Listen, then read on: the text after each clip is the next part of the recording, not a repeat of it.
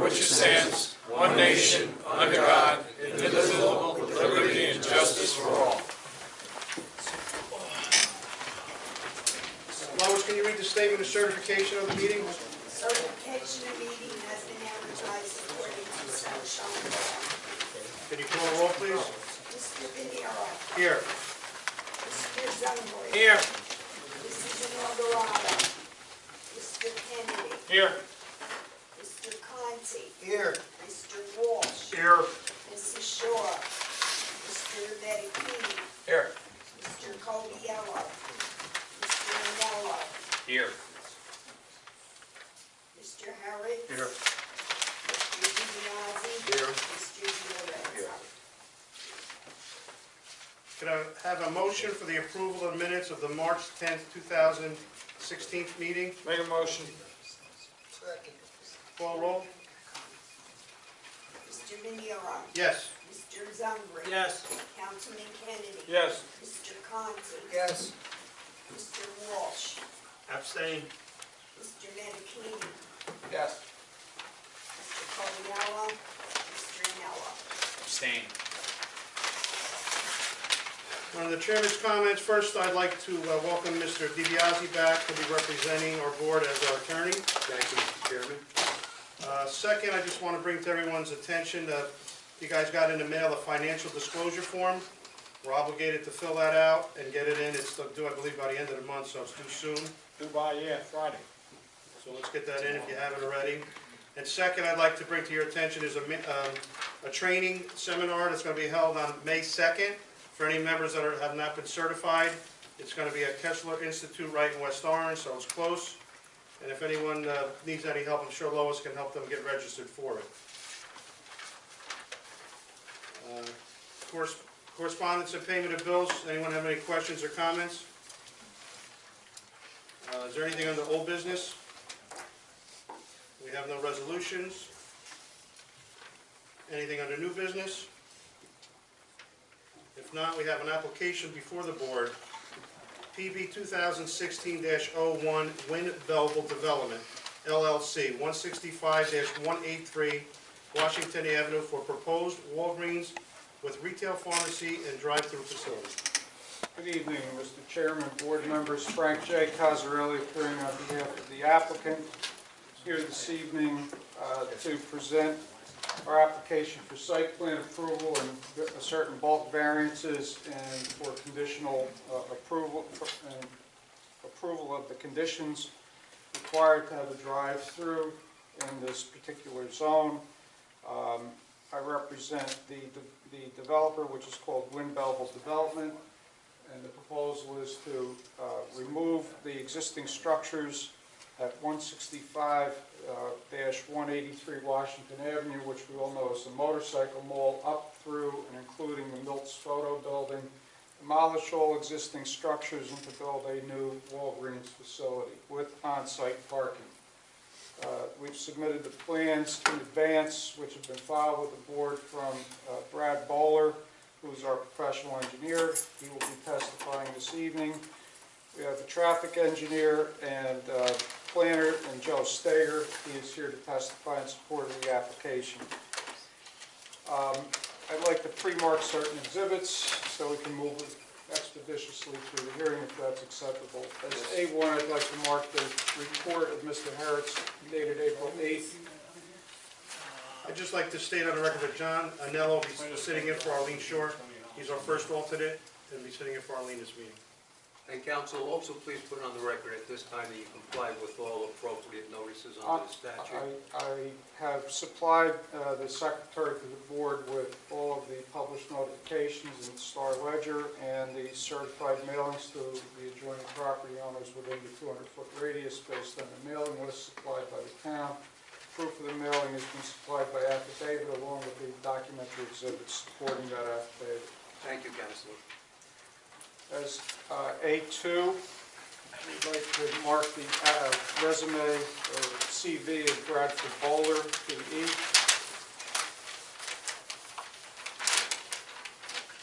A3, the curriculum vitae for Mr. Steger. As A4, which, just because it's paper, is a traffic impact analysis for the Walgreens project by Mr. Stager.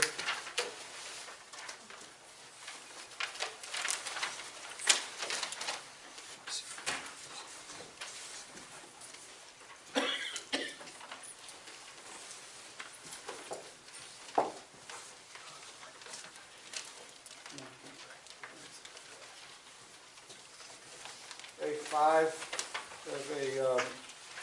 an elevation plan of the facade of the building prepared by Bannock Group Design LLC, followed by A6. I can mark these if you want. Yeah, do that, please.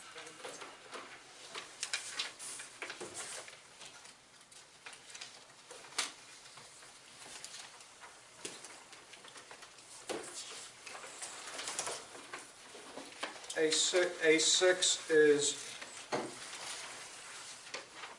a plan prepared by George J. Anderson, LLC, professional land surveyor, which shows the existing conditions.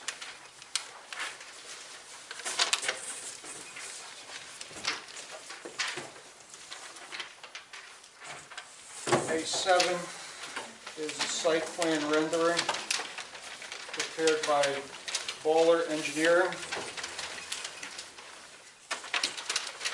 A8 is an aerial view of the subject site, photographic aerial view.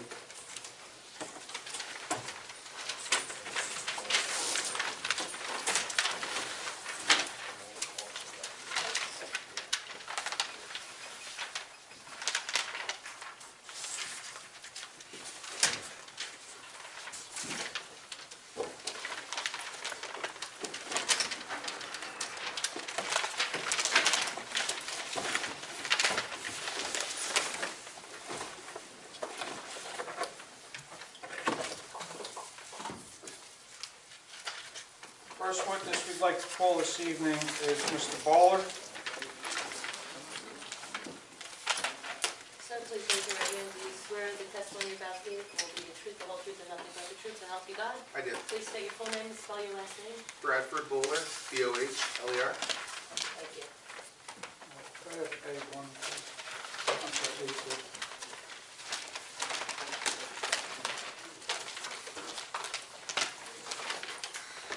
Mr. Bowler, I'd like you to share with the board your educational experience, your educational training, and your licensing and professional experience, please. Yes, I have a Bachelor and Master's of Science in Civil Engineering from Purdue University. I graduated in 2005 with a master's degree. I have a license of Civil Engineering in New Jersey. I've held that for over 8 years. And I do have licenses in 7 other states throughout the East Coast. Okay, now are those states listed on your curriculum vitae, which has been marked as A2? They are, yes. Okay, in addition to your licensing in those other jurisdictions, do you have any professional associations in which you enjoy membership? Yes, I'm a member in the American Society of Civil Engineers and CIAPSLON, which is a civil engineering association. We'll accept your witness as an expert. Thank you. I'd like to move into evidence A2, which is Mr. Bowler's CV. Mr. Bowler, are you familiar with the site which we're going to call, for the sake of convenience, the motorcycle mall site? Yes. And did you examine the site personally? Yes, I did. And have you prepared plans in connection with your testimony this evening? Yes, we have. Can you please describe the site, if you will? Yes, for my description, I'll use Exhibit A8, which is the aerial exhibit. For testimony purposes, to the right will be north with Washington Avenue running left, right on that plan. And what this shows is an aerial plan with this site outlined in a bright yellow line with Rutgers Avenue on the north side of the project, Washington Avenue on the east side of the project. All right, so for purposes of clarification, it's Rutgers Street. Rutgers Street, sorry, yes. The site is block 7604. It's lots 16 through 19. There are 4 properties that make up the facility. Again, frontage from Rutgers Street to the south for those 4 properties. Each of the lots have frontage on Washington Avenue as well. The site is in the BG zone, which is commercial and residential mixed zoning, and approximately 0.9 acres for the subject property. Is the site fully developed at the present time? Yes, it is. There is a small area in the back that has, I'll call it grass for lack of a better term. It's very poor cover that does slope heavily down, but a majority of the site is impervious coverage and really mainly buildings on the property. What's the, to your knowledge, is the site currently used for any purpose? Majority of the buildings are vacant currently. Now, you described the site as being approximately how many acres? 0.9 acres. Can you share with the board your observations about the topography affecting this particular site? Absolutely. So Washington Avenue, as you may know, because it is across the street from the building we're in right now, is I'll call it generally flat, even though it does have some slope to it, but Rutgers Street does slope upward west as you leave the intersection. The grade change from the intersection to the end of Rutgers is about 10 to 15 feet differential. That goes from the intersection, say the crosswalk at the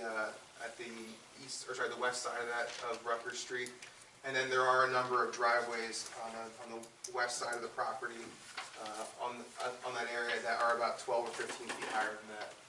As you progress around to the west side of the building, where the back of the buildings are currently, it's about a 30-foot differential between the street, Washington Avenue, and the back of the property. Most of that's made up through the grass slope. It's about 15-foot differential, but the buildings that are currently there do act as a retaining wall of sorts with about a 15-foot grade differential in that area as well. How does the applicant propose to use the site? I'll go to the next exhibit, which will be A7. This is a colorized site rendering of our application. What this shows is our site plans colorized to show the different materials on the site. Ground being mulch or landscape area, some of the landscaping in green, the asphalt is gray, and then the building proposed, which is a Walgreens proposal, is in the tan. And the proposal is for 35-foot high, the high-end Walgreens. It's a 14,000 square foot Walgreens. There is a mezzanine in that square footage, so the actual footprint is 10,800 square feet with a 3,600 square foot mezzanine in that area above the ground floor. The store is proposed to be the 24-hour operation with the drive-through operating only from 8 a.m. to 10 p.m. During the day. So there is no overnight operations of the pharmacy.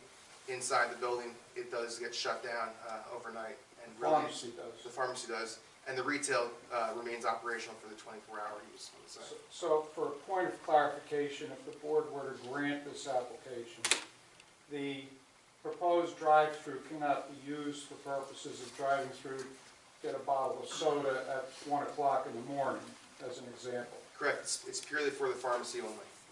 Thank you. Continue with your testimony, please.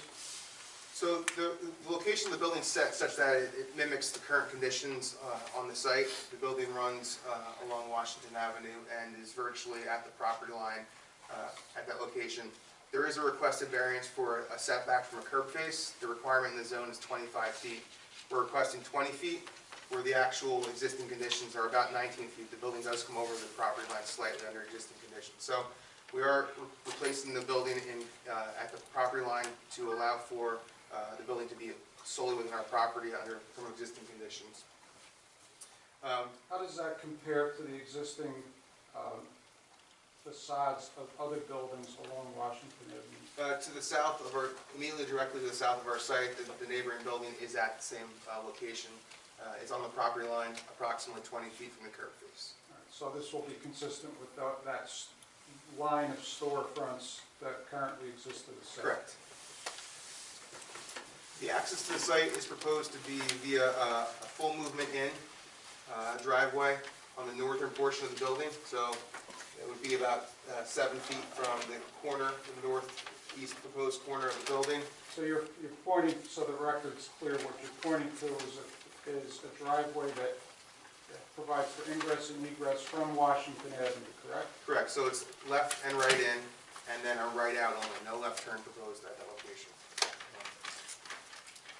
We also have a second driveway, an egress-only driveway south of the building on Washington Avenue, and that would allow for left out as well as right outs at that location. We are working with the DOT. We've met with them a number of times, and they've agreed to this configuration. We'll have a traffic engineer come up and talk about that more in detail, but this is the proposal that we've shown to the DOT, and they've generally accepted that proposal.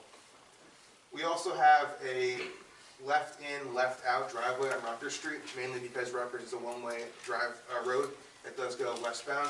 So allowing for customers to use Rutgers Street to enter the site as well as exit the site should they want to go back to the west from the out of the site. Does that provide for a means of ingress and egress for other types of vehicles? Yes, it would.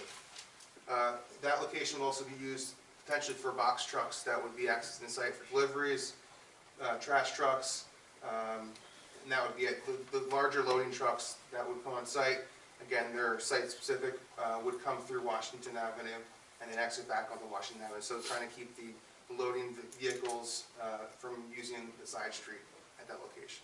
Okay. If you would continue to describe the proposed development. Sure. After you enter the site from the northbound driveway on Washington Avenue, the two-way drive at that location, you can turn right to park in the 19 parking spaces that are located in the front portion of the corner of the property, or you can traverse back to either the drive-through or the angled parking spaces in the rear of the property. Again, that's on the west side of the building. There are also 5 more parking spaces to the south of the building, so a total of 40 parking spaces, 19 of which are located towards the front of the building. The remaining 21 are at the back of the building.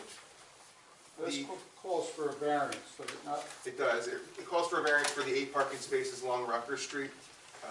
They are located within the front yard of that location. The spaces are not actually located in the front yard for Washington Avenue. What's interesting to know about this is because of the grade differential, there actually is a wall that's going to be proposed or reused, depending on the structural integrity of the wall, along Rutgers Street, where the cars to the west of that parking lot will be 10 feet below Rutgers Street in grade. So you won't have to be able to see a majority of those cars in those locations. And generally the intent of the no parking in the front yard would be to promote a visual screen for pedestrians, and in this case we think we promote that by having those tucked down below the grade of that location. Is there any other shielding for those cars from visual? Yes, there's also a decorative wall about 2.5 to 3 feet high along the frontage of Washington Avenue. It would start at the corner of the northeasternmost parking space at that location and traverse towards the entrance to the north of the proposed Walgreens. So again, providing a shield and a barrier from those cars to that parking lot. Okay.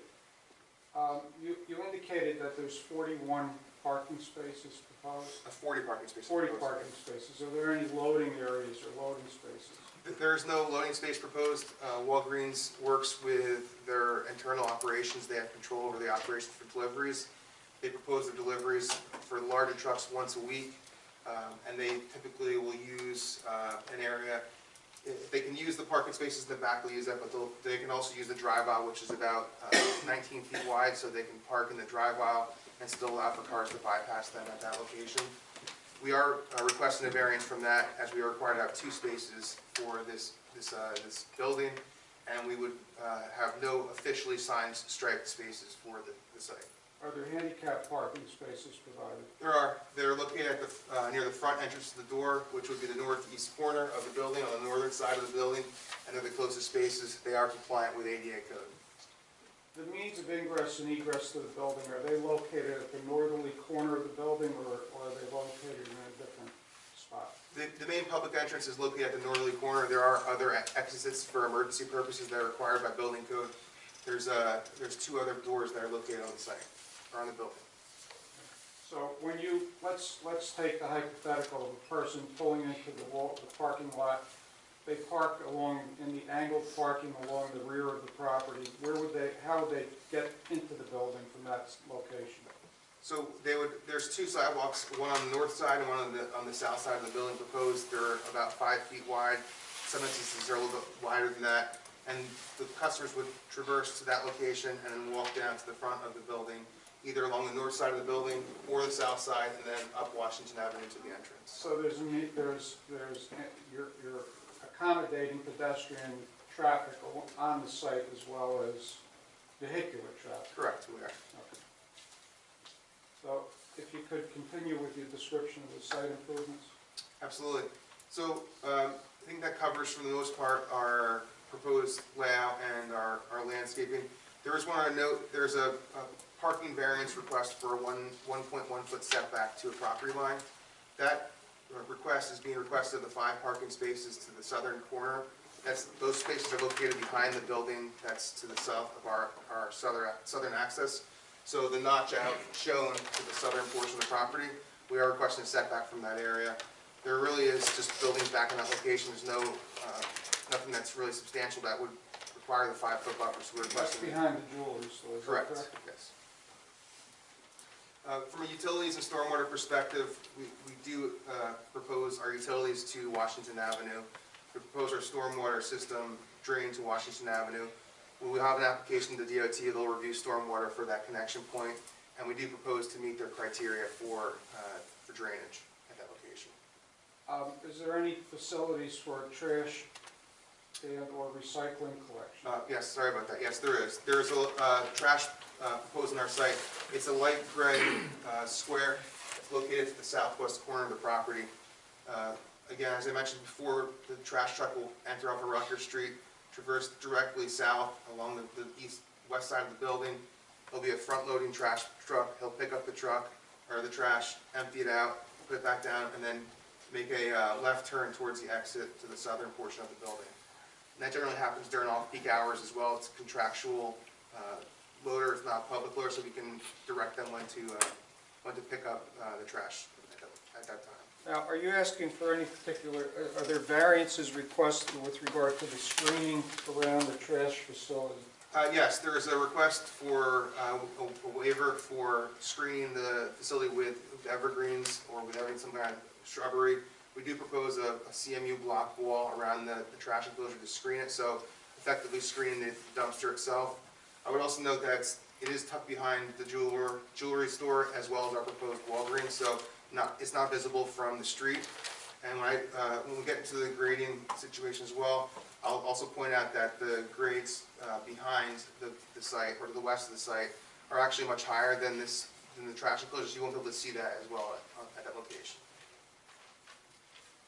Now, could you explain how the drive-through would function? Yes, it's similar to other retail pharmacy drive-thrus. What a customer would do is they would drive in, they'd approach the window. The window has a speaker built into it, so it's a direct interaction with the person that's directly next to the car. There's a transaction which would be done generally either dropping off your prescription, requesting a refill of your prescription, or if you've had called ahead, as Walgreens does on their apps, you can call ahead, or you can even text it in now as well. You'd be picking up a prescription under your name, and it's a quick transaction where you pay for it, and you're on your way. So a very limited interaction with the people inside, but it is a quick one, and they are fairly close to the car as well. So let's go back for 1 second, because we talked about using an order board. There's no separate speaker facility. Everything is done at the window. Correct. Right? Yes. So could you describe the type of electronic system that's used, the application system, and how that occurs? Yeah, I guess the best way to describe it is it's similar to a drive-through bank where you have a drawer that allows the customer to put their slip in or remove their medicine, and then a speaker right next to that drawer so that the interaction's right in front of them. Okay. In terms of the decibel levels emitted from that speaker, do they have to comply with a particular standard? Yes, they have to comply with the state code for sound. There's no variances or waivers we can request from that. Because the drive-through would be opened 8 to 10, they would have to comply with the daytime noise laws, which we would propose that they would do to meet the state requirements. So, describe, if you will, the movement of traffic.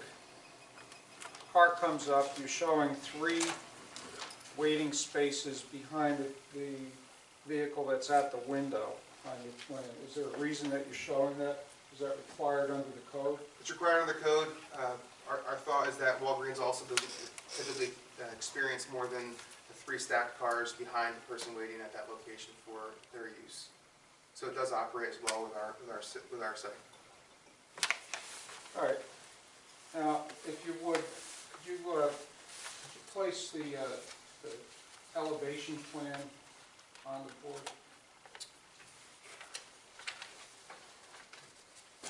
On the easel, I mean. What's the, and that's marked with a particular marking, what is it? A5? Yes, this is the Bannock Group Design LLC plans, the elevations plan. It's marked A5. Okay. So this plan, could you describe what's shown on the plan, please? Sure. Starting from the top of the plan, or the page, that's the east elevation. That's what faces Washington Street. Washington Avenue, sorry about that. The next elevation down, which is the north elevation, faces the parking lot, also faces Rutgers Street. The west elevation faces the west part of the property, which is the grade differential. There is a wall proposed at that location. So that's the back parking lot and drive-through. Back parking lot. And then the bottom one's the southern elevation that faces the trash enclosure, the jewelry store, the 5 parking spaces at that location. All right. Let's describe the signage that's being proposed. Sure, I'll start from the Washington Avenue elevation. There are 2 signs that are proposed at that location. It's a Walgreens script sign, which that will run horizontal on the building, and that's to the left, or centered on the, I guess it would be on the center of the building. That sign is 78 square feet and 4.25 feet in height. It is compliant with your code as proposed. There also is another sign, a Walgreens script sign that goes up and down, so it's a vertical alignment. It's more of an architectural feature. That sign is also compliant with square footage. It's 11.6 square feet. There is a height variance we're requesting, mainly because the signs turn upright, and that height is 7 feet. I'm sorry, it's 10 feet in height, and that's a variance above the 5-foot requirement. We also request a variance for having 2 signs on this facade, as you're only allowed to have 1 sign at that location. I would note the 2 signs do comply with the 10% requirement for the facade. They're actually much less than that from a square footage perspective, and they're together, if you could add the sign area together, it wouldn't be more than the 10% requirement for the face of the building. So it's a much less muted sign, but there are 2 signs proposed for the signage. On the northern elevation, again, that faces Rutgers Street, there is 1 Walgreens, I'll call it an icon sign. It's a total of 41 square feet. There is a variance requested for height. So the box itself is actually 5 feet, but the triangle below it is an extra 2 feet. So the triangle below is what triggers the variance request for the sign. It's a logo more or less than anything, so that's why we're requesting that. Again, that's also much less than the 10% requirement for the zone, and it is proposed variance again for height only, not for location or for size. And then last, there is a pharmacy sign proposed in the back of the building. Again, it faces the rear parking lot. We are proposing it at this time, but in speaking with the client, we can remove that as part of the application, as it's not visible from the street at this location. Are there any other directional signs that are located to control traffic movement on the site through the drive-through? Yes, there's 2 signs. One sign is a drive-through sign above the canopy that's over the order point for the building, and that is located along the face as you enter into the drive-through. It basically directs traffic. It's 1.8 square feet. There's a variance for area because the square footage of the canopy is very small compared to the 1.8 square feet, and it does direct traffic to enter in there if they want to go to the drive-through. And then there's also an exit sign on the opposite side of the canopy so that people don't try to back into the drive-through from those 5 parking spaces. Again, 1.8 square feet, it's a variance from an area perspective. In your opinion, are these signs required to facilitate traffic movement internally in the site? Yes. Now, you also are showing on this plan a pylon type sign, correct? That's correct. Could you describe the pylon sign, and then we'll get to where it's located? Sure, it's a freestanding pylon sign. It's, the top portion says Walgreens drive-through pharmacy. That's 84 square feet proposed. And then the next sign down is a reader board sign. It's 40 square feet proposed. The total square footage is less than 150 square feet that's allowed in the zone. But there are those two signs proposed on the single pylon pole. The height is proposed at 25 feet, while the ordinance allows for 15 feet. And that's to provide for some visibility as well as visible clearance below the reader board sign, as it is close to the intersection at that location. Can we talk about how these signs are illuminated before we go to the location of the pylon sign? Yes, they are internally illuminated signs. Using what type of lighting? LED lighting inside, so that's an energy efficient light. Now, if we could go to your site plan and show the location of the pylon sign, that would be helpful.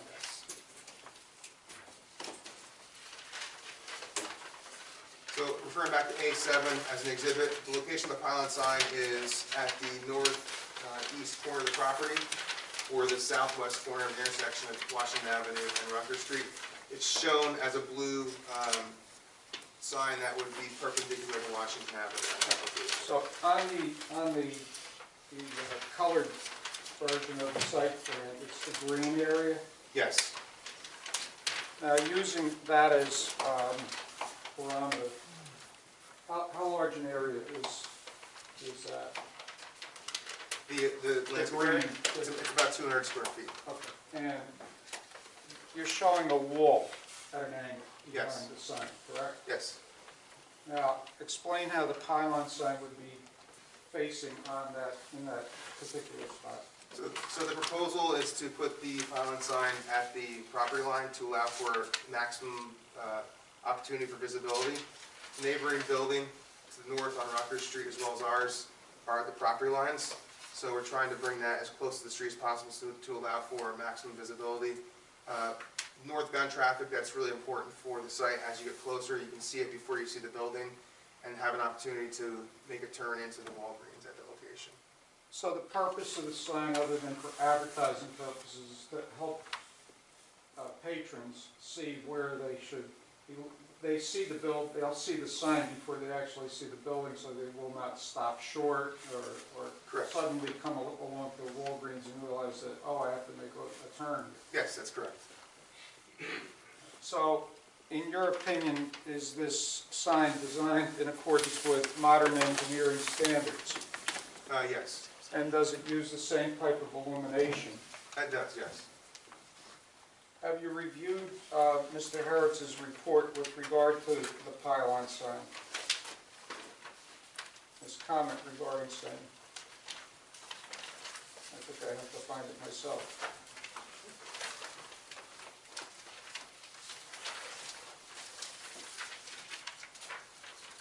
Okay, comment 16 on page 4 or 5, which is in A1 Yes, in the record. We're required to indicate the proposed freestanding sign will be internally illuminated. Is that in fact the case? that's correct, yes. And what type of materials will be used with this sign? It's a heavy plastic that will be able to be illuminated from behind. There is a Walgreens on Washington Avenue at the corner of Graylock and Washington. Are you familiar with that Yes, facility? Does it have a similar sign? I believe so, yes. Do you, excuse me one second. Right, getting back to the conversations you had with the Department of Transportation, the DOT, has this plan that you're presenting been designed in accordance with the comments that you've received from the DOT to date? The traffic engineers met with them directly, but yes, we've incorporated the comments that they've worked with, out with the DOT. Now, as a result of those comments, there's some parking spaces that will be lost on Washington Avenue. That's correct. There's 8 spaces currently shown along Washington Avenue. Those will be removed due to the site triangle request for the DOT. Could you explain that with some detail, please? Sure. So the thought process for the current site is that there's very little parking, if any, on site, maybe 1 or 2 spaces for the macadam area that's to the south of the property. The 8 spaces essentially will be transplanted onto our site for our proposal. We're reducing the square footage of the buildings, so our parking demand theoretically would go down. We are adding 40 spaces where we currently have 1 or 2 parking spaces on site. So the net gain on the property would be approximately 30 spaces for this area. Mainly, the parking spaces on Washington would have been used for those retailers that are on our current property that have no parking. So we're simply placing them on site so that people that go to the Walgreens can use on-site parking at that location. Are the site triangles dictating the circumstances of removing spaces, parking Yes. spaces? Yes, Why yes. is that? The request of the DOT. And when we talk about site triangles, the purpose of the site triangles is to have clear view and clear vision? Yes, to provide a safe exit movement at the location. All right. If you would continue, please. I did want to touch on grading just briefly so we can understand the differential and where the location of the speaker box is. As I mentioned before, Rutgers Street does elevate about 12 to 15 feet. We are proposing to have the driveway fall down into the site to meet the existing grades for the proposed Walgreens. And as such, the grades along the back of the property require a wall. It ranges between 0 feet at the transfer point up to about 28 feet at those locations. And we do have a structural engineer involved. He's designed the wall currently to ensure that we can construct the wall.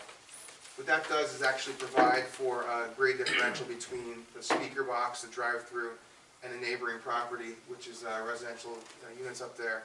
And it does provide separation so that that speaker box and that drive-through is not visible from the neighbors due to the canopy on the drive-through location.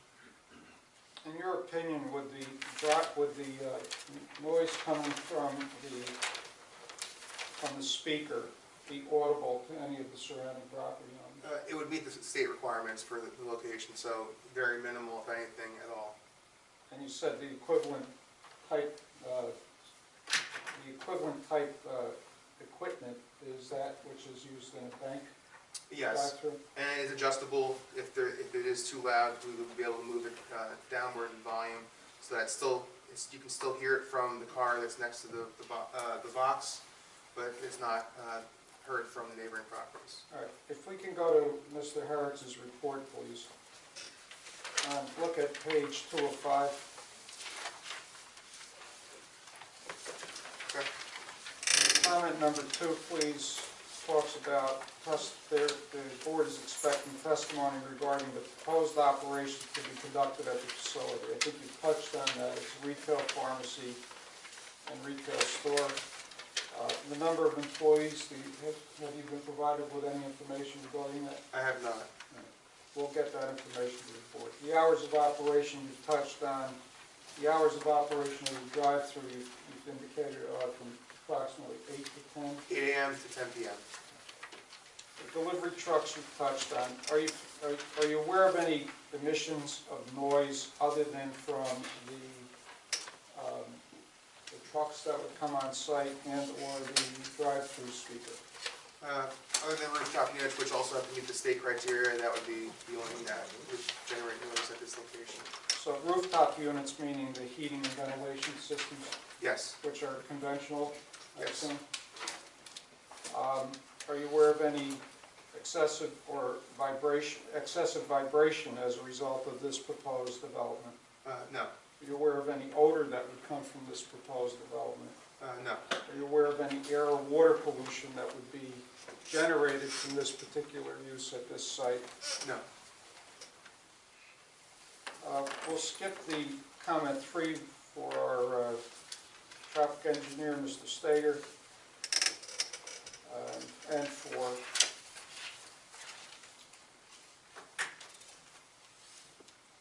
you've explained, and if we go to the next page 3, the removal of the parking meters. How many do you think will be removed actually?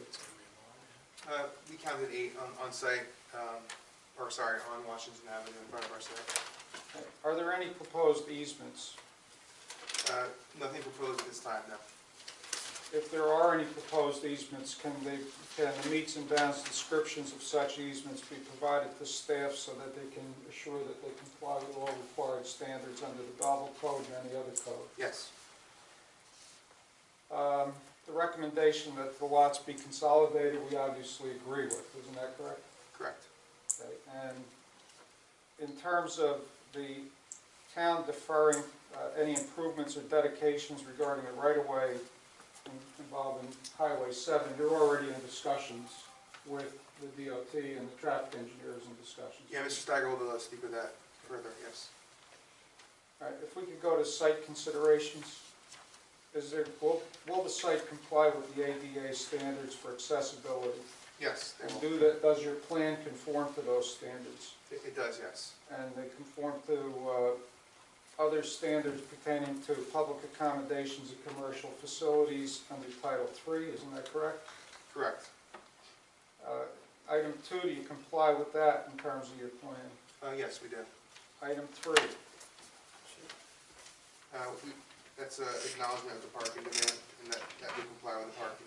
we actually exceed the parking demand, isn't that correct? Correct. There's a comment number 4 about the applicant being responsible to replace all sidewalk and curb that may be damaged as a result of construction operations.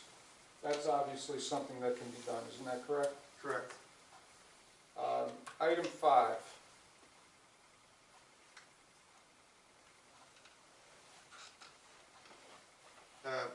We can comply with that comment as well. Okay. Item 6, handicap parking access and ramps.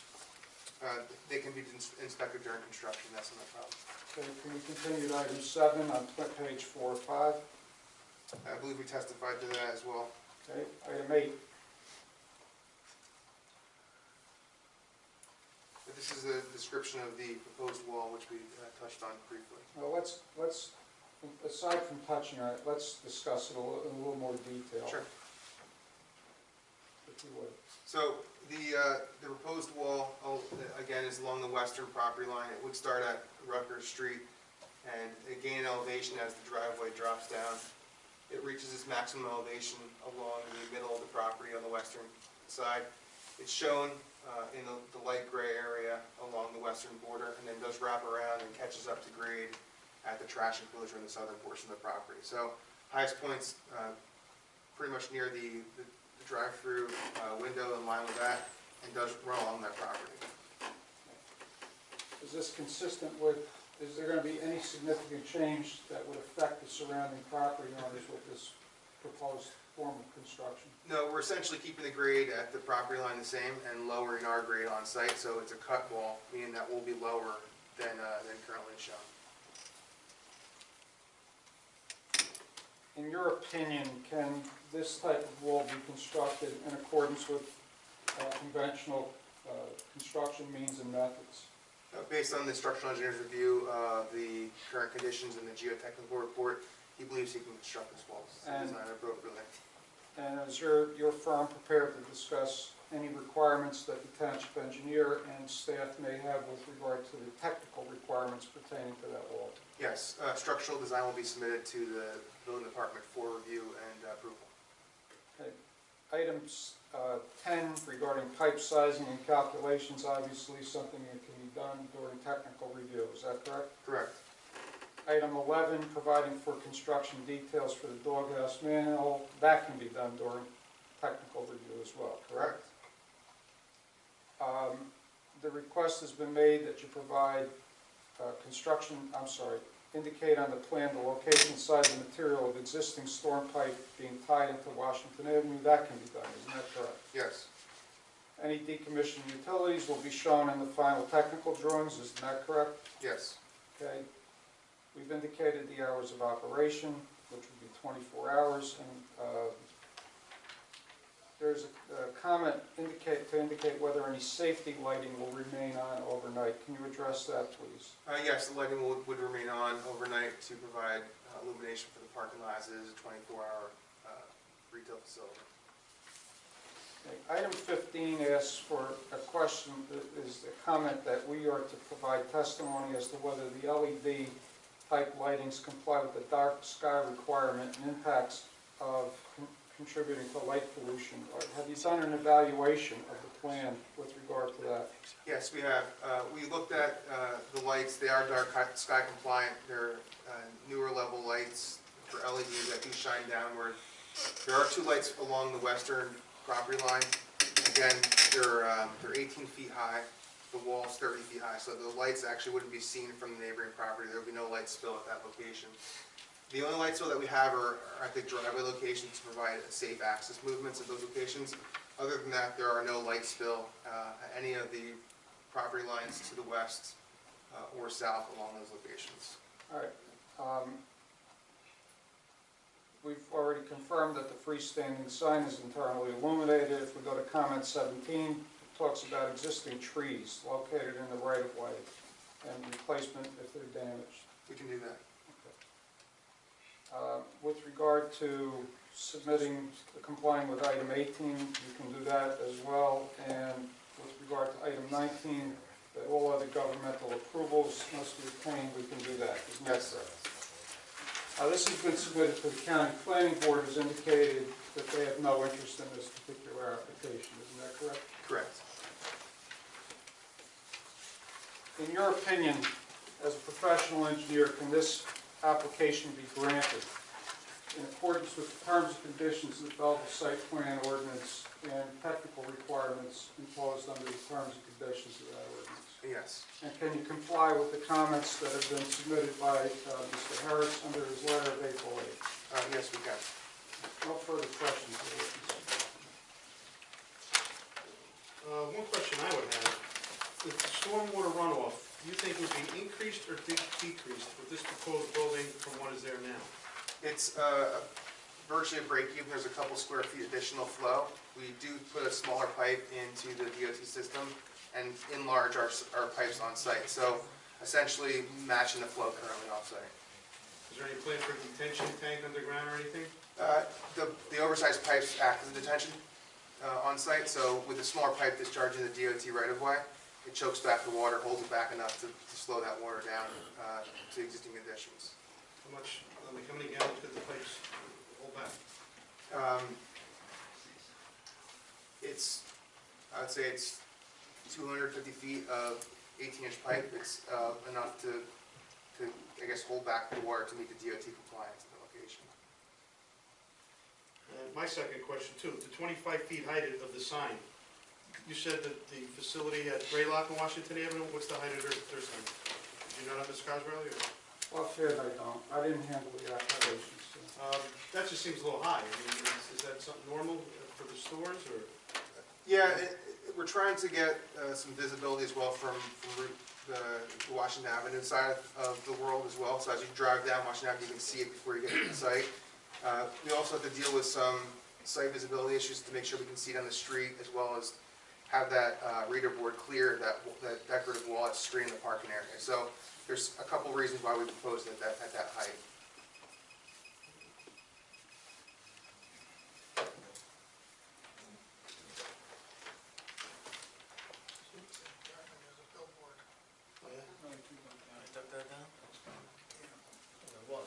The billboard on top of the buildings is gone. They're gone.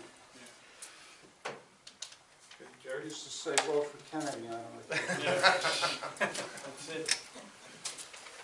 Yeah, a couple of comments. First of all, I believe the sign at the new Walgreens at Washington Graylock is shorter than 25 feet. Okay. The pylon sign, you said it's self-illuminating. Is that also dark sky compliant? It's generally like a diffuse light because of the LED behind the light. So generally, the light levels within a foot or two of the sign actually are virtually not readable. So they're not technically dark sky compliant. They don't have a shield on top of them, but they don't really emit much illumination beyond a couple feet of the sign. Okay, and it's red lettering, I'm concerned about somebody going south or coming west up Rutgers, getting confused with the traffic lights there. Yeah, there are multiple colors there, so it's blue and a white and the red as well. So those combinations with the script spelled out, we won't see a confusion between the lights on the stoplight and the longer Walgreens red light there. Okay. Your ingress egress onto Rutgers. How are you losing parking spaces there? We are not. Currently, there is a similar opening at that location for, Okay, because there is parking on both sides. yes, and we Will will, that give any site hindrance, someone pulling out? Because you have lefts going in and lefts coming out. You have crossing traffic.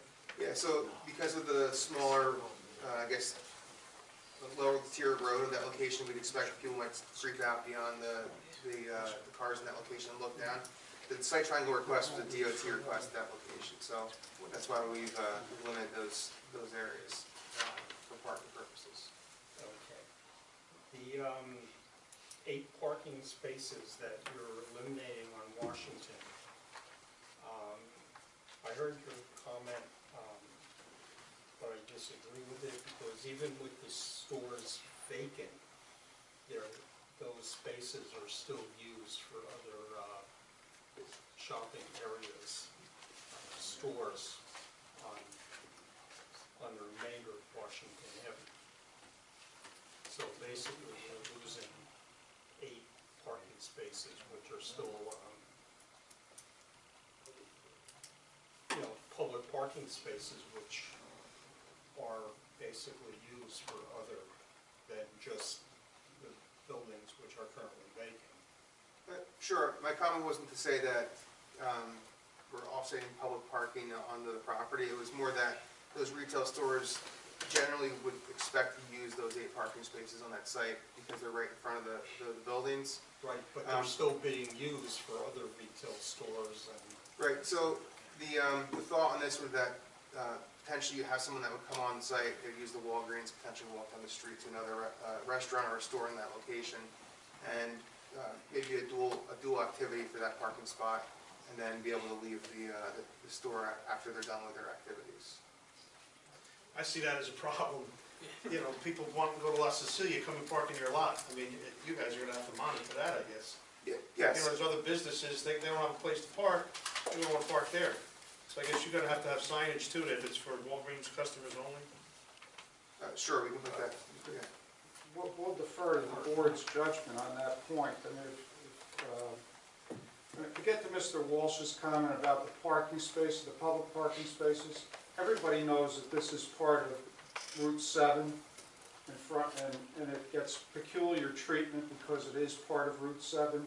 So our traffic engineer, Mr. Stegers, actually can address why it is that we don't, why it is that these 7 or 8 spaces are at risk if this development is approved, because it's a Trenton requirement. It's not our request. We're doing it because Trenton's saying, if you want to put this building at this location, those spaces have to go. And they have their reasons why, and Mr. Steger can explain what those reasons are, to just give you an answer to the question, so you don't think it's us.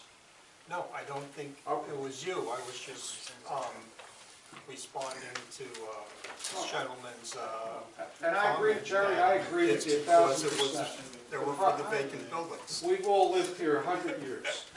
Yes, Probably amongst us, we've lived here forever. yes. And we all know the problem on Washington Avenue is there's never been enough parking, right? Never. No, I agree. So we happen to be bringing you a project where we're bringing enough parking to support that particular use in this location, and it's a new modern facility. So I think the sacrificial 8 parking spaces may be a fair trade-off under those circumstances. You know, that's your judgment. I can't substitute mine for yours, but that's my argument. Anyway. One more issue. Where is the loading area? There's nothing officially striped. What we would, Not striped, doors that, loading You would can be show used. that on that elevation plan. so there are, the southern entrance, which is the bottom of the page, has 2 doors shown, and then a roll-up door. So the loading would go through the roll-up door at that location. Okay. So going back But to my, on A5 that you just shown on the summary, it says loading is on the north elevation.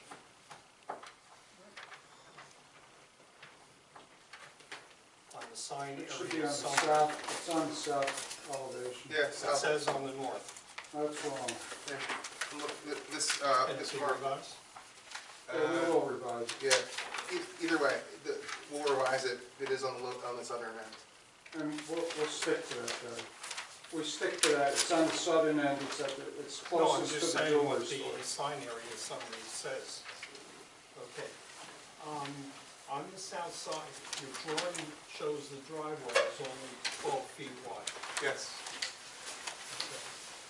So if a truck is in there, doesn't that block traffic? Yeah, you would You not, previously testified that you needed 19 feet. I'm Yeah, sorry, yes. well, I didn't hear that last thing you said. This gentleman previously certified that the egress had to be 19 feet to allow cars to pass. sorry, The plan is only showing 12. sorry, I was unclear. There's a 19-foot drive aisle in the back near the drive-through lane where the truck would be able to sit at that location. So, Right, but when he comes around to unload, he's blocking the driveway, and anybody in the drive-through cannot get out. right, so what he would do is he'd park in this location and then roll his, they had pallets that they can roll their deliveries onto this location.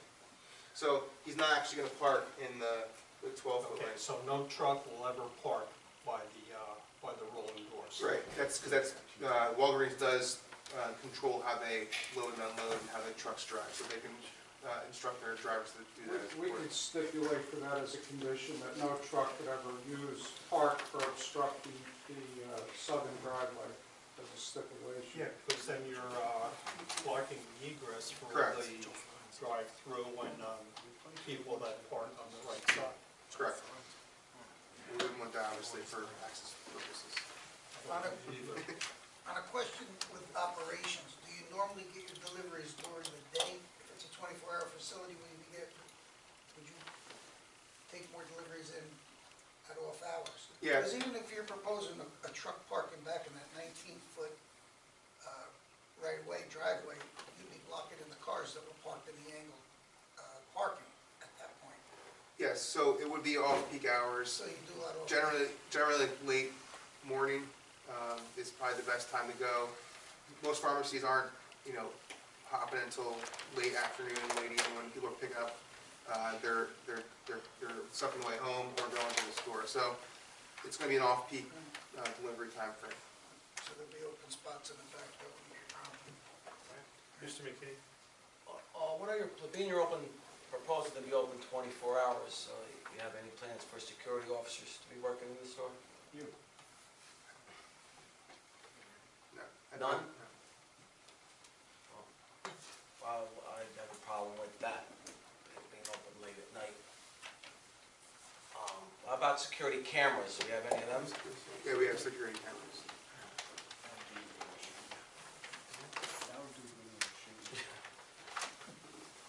I would suggest, I don't know if your plans include it, but one security camera or several facing Washington Avenue.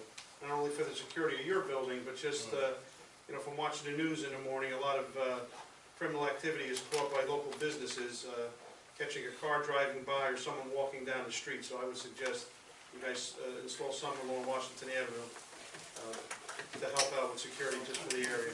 All right.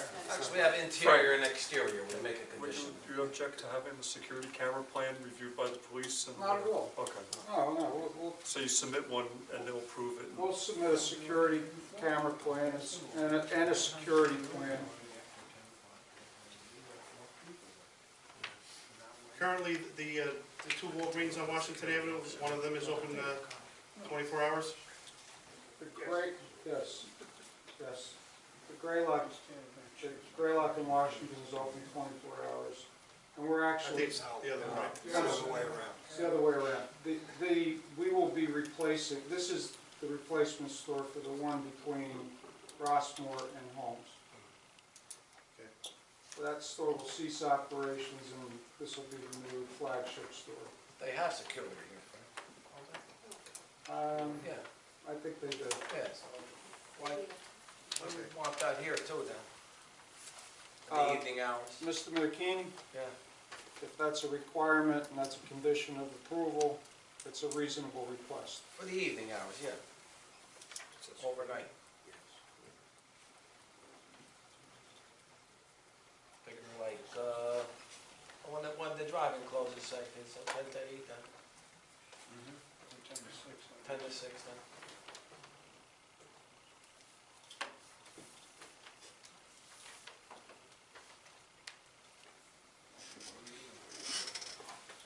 I have a question. On your delivery trucks, what is the entrance to the site? They would use Washington Avenue. Washington Avenue? Yes. Our report requests, unless Joe's going to address it, an auto turn showing all the garbage truck turning, delivery truck turning, just to make sure everything works. We can comply with that. We can comply with it, and aside from complying with it, because these are corporate operations, we control the size of the vehicles that are coming in and out of the site. And the time, but Joe will testify to that. Any other board members have questions of this witness? If not, I'd like to take a short 5-minute break for a little break, and see you guys in 5 minutes. Okay, I wanna wait here for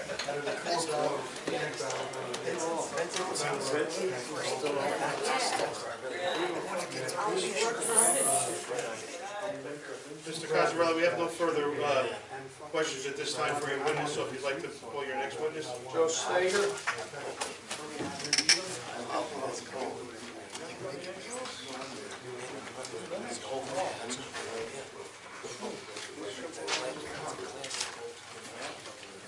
We're going to hold the public portion of the questions to after we hear the testimony of all our witnesses. Point of order, Mr. Chairman, I'd just like the record to show, I believe the public has a right to question each witness after the board members question them, and I'd like your attorney to give a response to that. My response is that the chairman does have the discretion how to hold the meeting, and as long as the public has an opportunity, we think it's clearer for the record to do it the chairman's way, but your objection is noted for the record. And that's not in violation of municipal land use In law. my opinion, the chairman has the discretion and the authority to do this. It would be a violation if the chairman said no one from the public could speak. But he's saying that you will hold your questions at the appropriate time so we have a clean record and everyone will have ample opportunity to ask the questions. Let the record show I'm registering an objection, and I believe the attorney's wrong. The public has a right to question the witness. I've been coming to these meetings for 42 years. And we'll I believe he's wrong. accept your objection to it. Mr. Sager, please raise your right hand. Do you swear to tell the truth, the whole truth, and nothing but the truth to help you God? Yes, I do. State your full name and spell your last name. Yes, my name is Joseph Steiger. It's S-T-A-I-G-A-R. Thank you.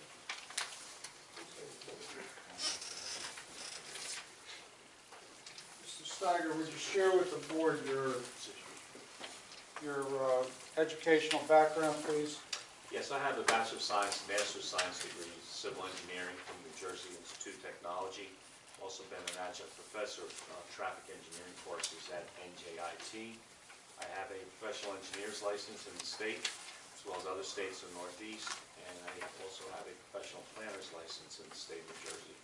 Appeared before this board on numerous occasions and throughout Essex County and the state of New Jersey. I'd like to offer Mr. Stager as an expert in the field of traffic engineering and professional planning. We'll accept your witness as an expert. Thank you. Thank Mr. Steger, have you conducted a traffic impact analysis with regard to the Walgreens, proposed Walgreens pharmacy site? Yes, I did. And did you prepare a report? Yes, I did. Okay, I'd like to show you what's been marked in evidence as A4. There's enough copies for the board members. Give it to us now.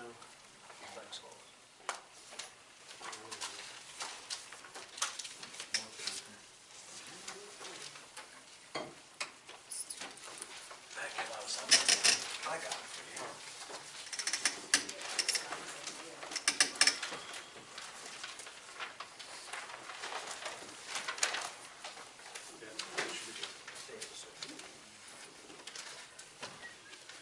Mr. Steger, in connection with this application, did you conduct an analysis of the potential impact of traffic on surrounding roads and the site as a result of the proposed development?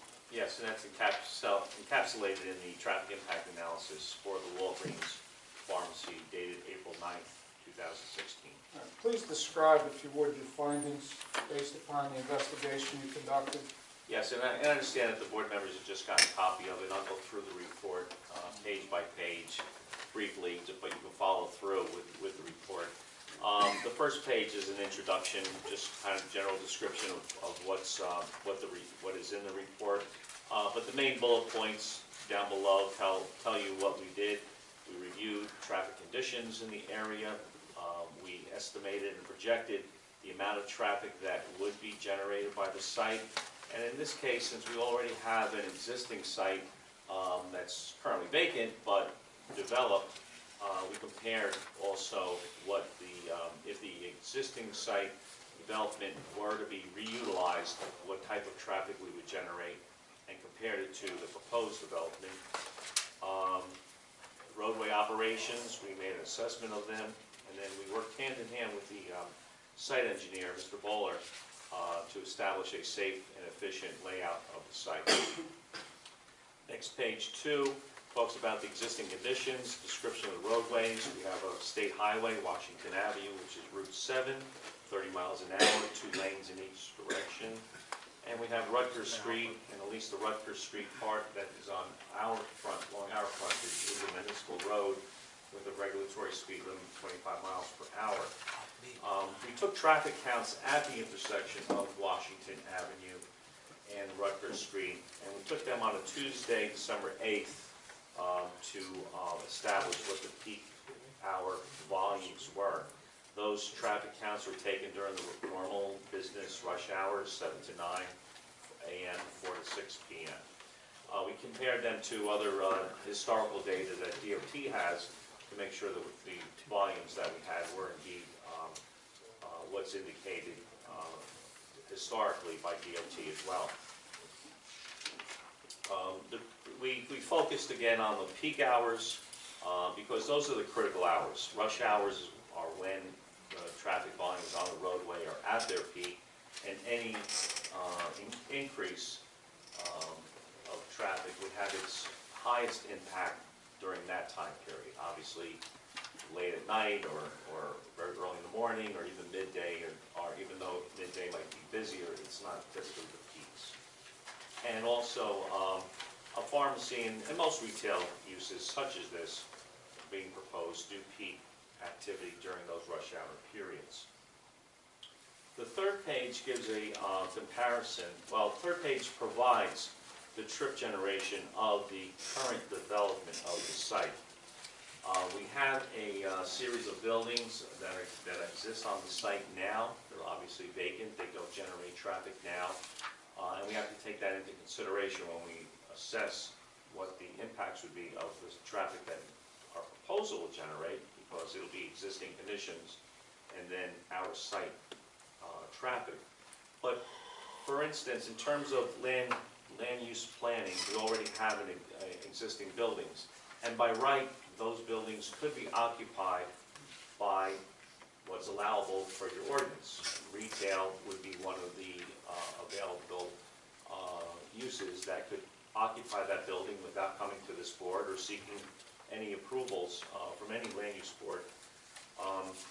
And and that would be classified, if it was a series of stores, which it historically has operated as, it would be a retail shopping center. The DOT, and we've gone through this procedure with the DOT as well. This is the way that the DOT looks at it as well.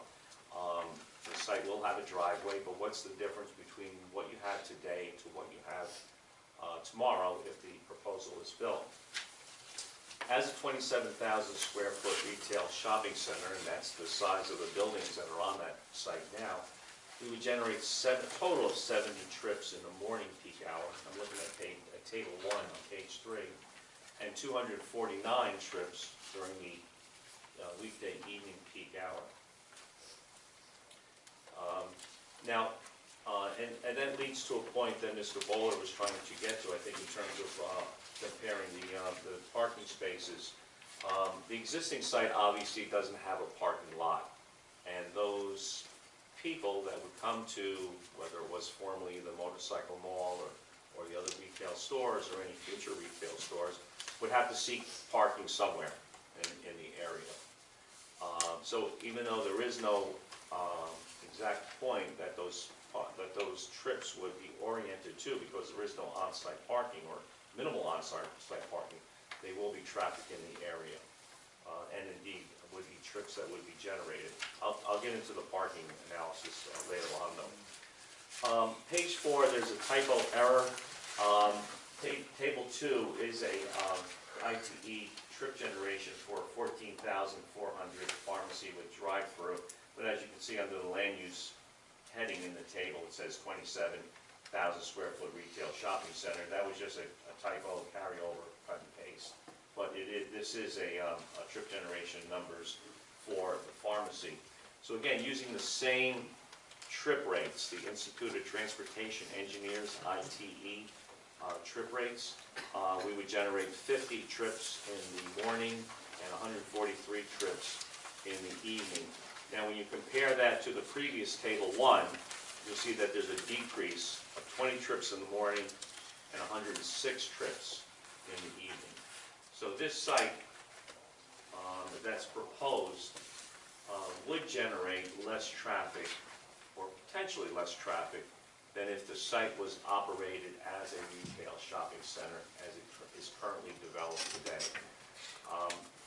The point that's being made here is that we're not proposing a use that is overbearing in terms of trip generation, that will actually be less intensive than the former use or as by right use if occupying the existing buildings. All of this information has been submitted to the DOT, and at least in the preliminary discussions that we had, we did have a pre-application with the DOT to show them this plan. We've made adjustments, significant adjustments to those plans in response to the DOT's comments through that process. And we have, I'll call it, preliminary approval from them that this is acceptable to them. We're in the process of submitting an actual formal application, an access driveway permit application, and now go through that process in terms of their formal review and such. But many of the changes that, or the layout that you see here, have been changed from the original plan. We pulled the northerly driveway closest to Rutgers Street as far away from the intersection as possible. And obviously the southerly driveway is in a location that there is an existing driveway on that site that was primarily used for deliveries, but some I'll say employee parking. But there is an existing driveway on that current site, and that's the location, approximate location of that. On Rutgers Street, I believe we are picking up parking because we do have loading docks. The existing building has a series, I'll say 2 or 3 loading docks, and essentially the whole frontage, for all intents and purposes, except maybe at the very end of the corner of Rutgers Street, but the entire northerly frontage, for all intents and purposes, is no parking because of the driveways that are there. Obviously, it's chained now. People do park there, because the driveways aren't in use. But if it were to be reopened again, there would be no parking in there.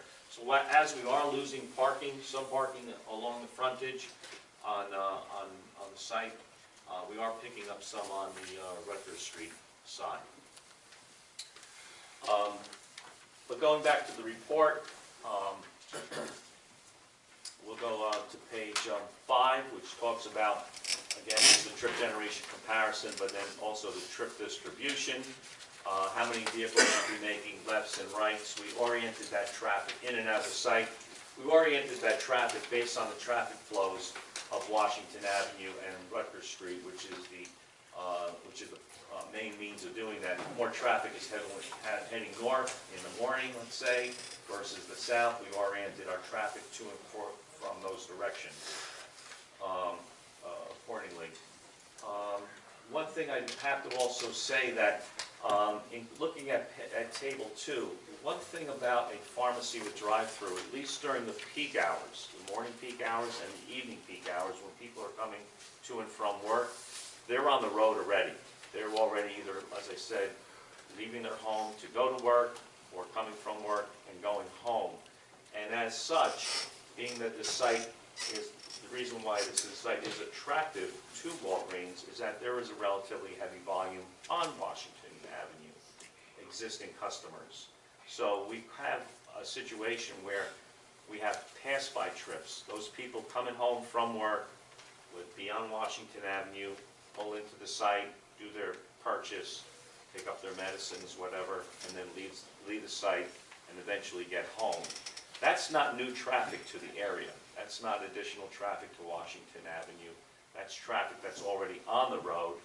It does make an additional movement, that movement in and out, but in terms of the volumes that may go through Washington and Rutgers or any other streets off-site, that's not additional traffic. So when I gave you those numbers of 50 trips in the morning, 143, half of those will be pass-by trips. So you can cut those numbers in half, and that's up and down Washington or even Rutgers Street will be the volumes of off-site. And lastly, let's see, on page 6 gives you the levels of service.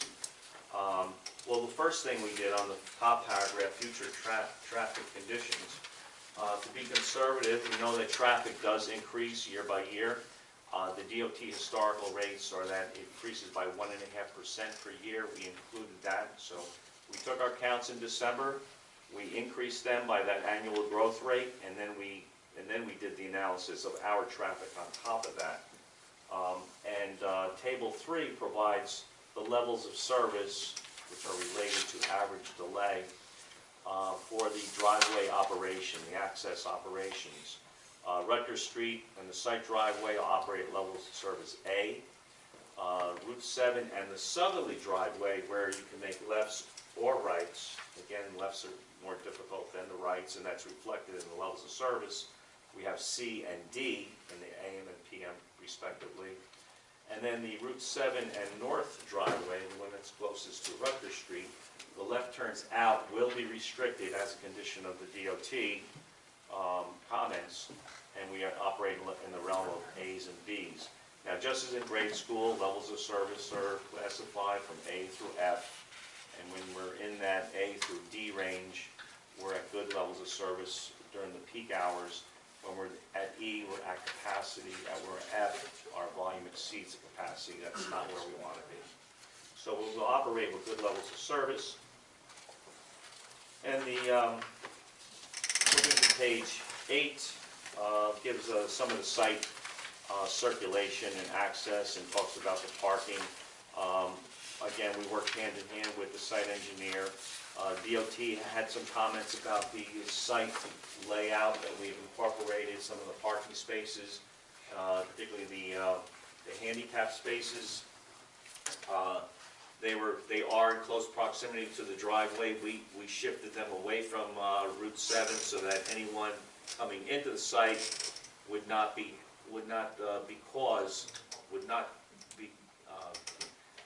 affected by maneuvering of vehicles backing out of those handicap spaces and then being blocking traffic on Washington Avenue. And a couple other minor changes that DOT was looking for as well. The point about the parking is that if the site, and I have to look at this not in a micro analysis way, but more of a macro analysis way, that this is going to have a positive effect on parking in the area. And again, looking at what you have today to what you'll have under this plan. Right now, essentially, there is no customer parking available on the existing site. Anyone who came to the motorcycle wall or to the other retail uses on that site had to use up parking, public parking on the street or in the parking lot. Right? Although we are, and that it was in the order of at least 10, 20, 30, maybe even 40 cars depending on how busy that existing or former retail was. Even though we may be losing 8 in the front, but picking up, I think the number is 2 on the side, so for a loss of 6, we're making that up by providing 40 on the site. The site itself will be self-sufficient. When the Walgreens opens, there's not going to be any Walgreens customers going to be parking on the street. They'll be parking in the parking lot. If the motorcycle mall ever reopened, or any other retail stores, they would be parking on the street and creating a demand that would be causing, I believe, a congestive situation because there's minimal parking on the street. Mr. Bowler and I took a look at some of the layout. The concern that the DOT had was that they didn't want site visibility of people leaving the site, the 2 driveways, having their line of sight impeded by parked cars. There's no issue of looking to the person's right as they leave the northerly driveway because you can't make a left-hand turn. You're not making a left-hand turn, you don't really have to see anybody coming from your right. It's from your left as you make that right-hand turn. So the site visibility, we're going to lose whatever parking there is there. However, as you can see, there's quite a distance between the northerly driveway and the southerly driveway. By the time, and you do have, actually the live lane is 8 feet away from the curb line, so that the line of travel is away from that curb line. That vehicle, as it pulls out in the line of sight that you see down the roadway, we might be able to maintain, and we're going to make a very good faith effort because we'd rather keep those parking spaces as long as it doesn't create a safety hazard. So when we go back to DOT, we'll provide those site triangles based on that analysis that where the driver's eye is behind the parking lane and not just behind the curb line, and be able to see in a northerly direction the proper site distance. And I feel pretty confident that we'll be able to keep 2, maybe 3 of those spaces that we are losing. So the net result would be rather minimum. We're losing 5 in the front, picking up 2. So the order of magnitude is probably in the order of about 3 vehicles parking spaces that we would be losing. That's my testimony. Mr. Stager, that's your traffic testimony. We didn't get to your planning testimony. With regard to the conversations with the DOT, in terms of site triangles, what are site triangles for? Why do you use site triangles? Yes, so that you can see, driver can see down the road who's exiting the site, and the driver approaching can see one another. And particularly the driver, because the driver that's leaving, the exiting driver, is the key because he needs to be able to see at a safe distance. That safe distance is obviously a function of what the speed limit is or the travel speed of the road. For a 30-mile-an-hour road, which Washington Avenue is posted, we would use a 35-mile-an-hour speed, which relates to a 225-foot distance. So the driver's eye is located 14 and a half feet beyond or in back of the actual traveled way. The traveled way is the edge of the current parking lane, and which puts that driver somewhere in the corner the property line. And you'll be able to see and what you do is you put the parking spaces and make sure that that line of sight is not blocked by the parking spaces. So it's a geometric analysis, that simple one, rather simple one that you would go through. With regard to the placement of the proposed pylon sign at the corner of Rutgers and Washington, does that present any sort of impediment to visibility or sight triangle? No, and the reason why it's set at the height that it is just for that. The underclearance of that sign is 13 feet. Now, is that a little bit higher than it needs to be? Yes, it is. If the board is concerned about the ultimate height of 25 feet, we could drop that down 5 feet so that you have an underclearance of 8 feet.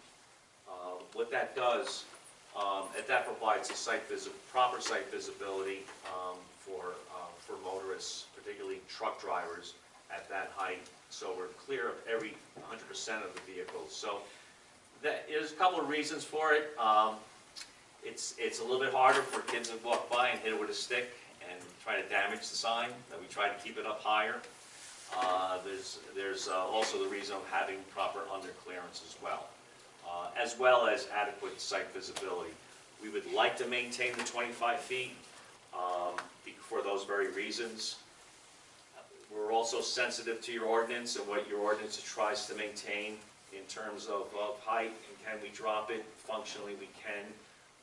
It's a little bit less desirable, but we could come closer to what your ordinance requires. In your experience, in your opinion, is the location of the sign, the height of the sign, and the design of the sign consistent with good planning practices? Yes, that sign is paramount.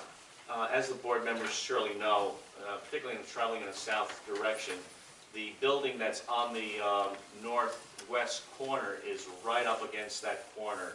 And as you're traveling in the travel lane or the southerly, it blocks the view of the building for quite a distance. So that sign is important for our identification.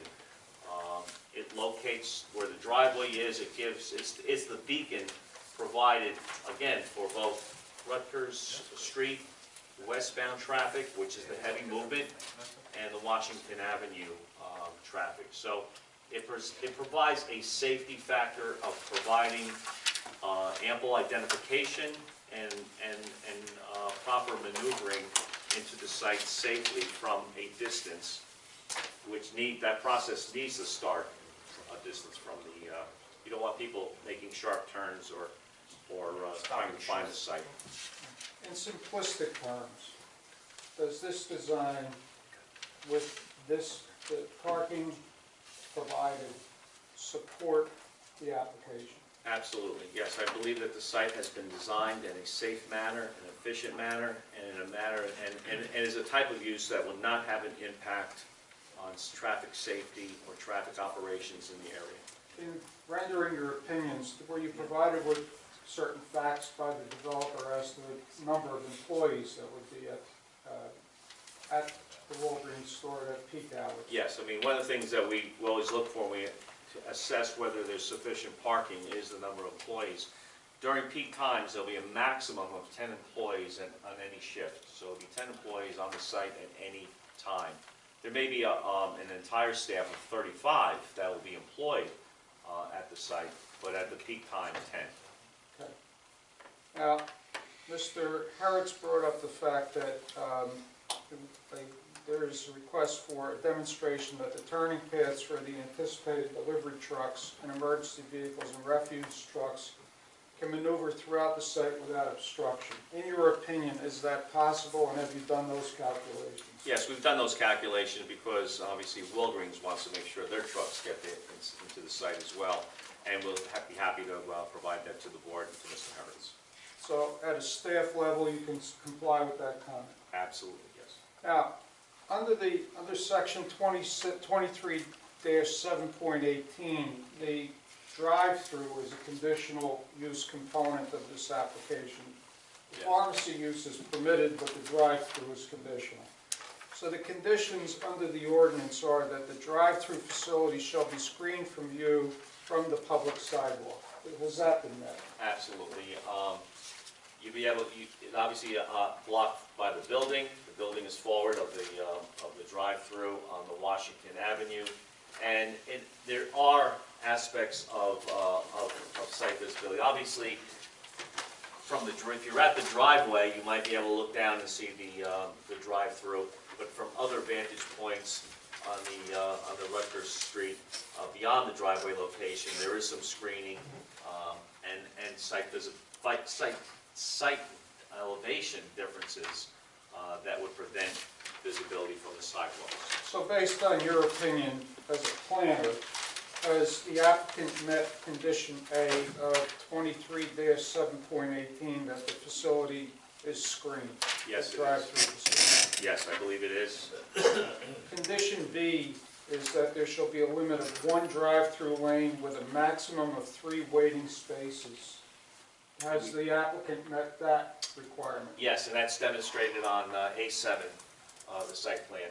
I'll say that we've done many trip generation studies for the pharmacy with drive-through in the street, and if we see 10 cars an hour, that's a lot. That's like our max. One time I think we measured 12, where we counted 12, but during peak hours, 3 or 4 per hour is like the average peak.